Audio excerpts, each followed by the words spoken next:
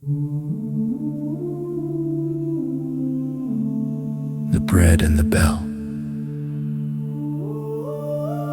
are the silent whisper of dawn. In the hush before dawn, the courtyard of Anselm's lay cloaked in the gentle embrace of morning mist. The monastery, a solemn sentinel on the hill, stood bathed in the promise of a new day. The world seemed to hold its breath as the stars dimmed, making room for the first hints of light straining against the horizon. Among the grey stones and ancient arches, Sister Beatrice moved with the quiet grace of a shadow. Each step she took on the worn cobblestones echoed with soft, measured patience, resonating with the rhythm of her morning prayer.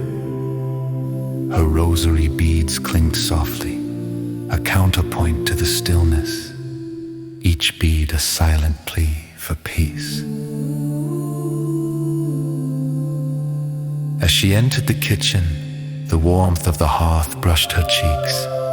She gathered the day's first loaves, freshly baked, their golden crust still warm to the touch. With a heart lifted by faith alone, she prepared to meet the dawn's supplicants, the line of the world's weary souls, drawn to this sanctuary by the bell's gentle call. The car stood proud against the awakening sky, its voice a sonorous herald of hope as if on cue. The bell's song began to weave through the air, its sound a liquid thread of silver, calling out to the hungry and the lost. It stirred in their hearts a longing for solace, for bread, both earthly and divine. Sister Beatrice, cloaked in the simplicity of her habit, made her way to the courtyard where the first lines had formed. Like a river finding its course, faces worn with the weight of their own stories turned upwards, eyes grasping at the light, seeking promises whispered in quiet vesper. She moved among them, offering bread with hands that held not just sustenance, but understanding. Her fingers brushed against gratitude that ran deeper than mere hunger.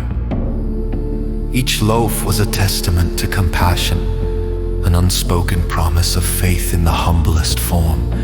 Through the veil of her devotion, the world seemed a little less fractured, the morning air filled with both sacrifice and sustenance.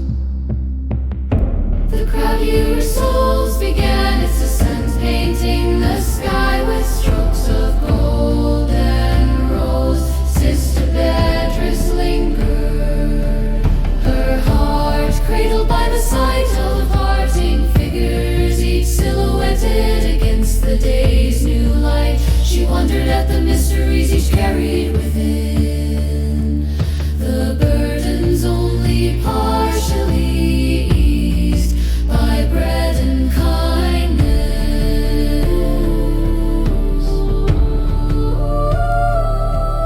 In the midst of her reflection, a child appeared, eyes bright with innocence and curiosity. In the child's gaze, Sister Beatrice saw a reflection of hope untouched by the world's wear. The child reached for a loaf, and in that simple exchange their hands touched.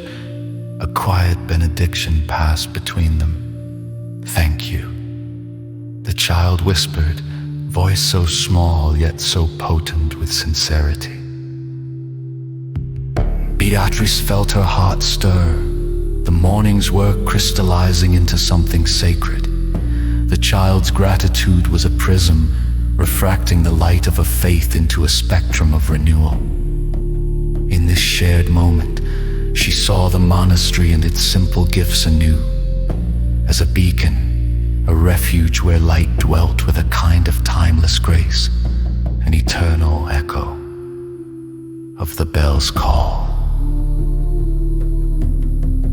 As the last of the morning shadows fled before the sun, Sister Dantress turned back toward the sanctuary of the cloister. Her soul was light, made buoyant by the invisible threads of love and need that bound her to those she served. She knelt one more time before the altar, the fragrance of candle wax and incense weaving around her.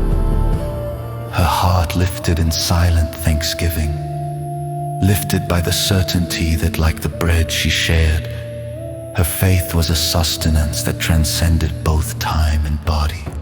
St. Sam's courtyard lay empty now, a quiet echo of the morning's gathering, a place where the divine touched the earth in the most humble of exchanges.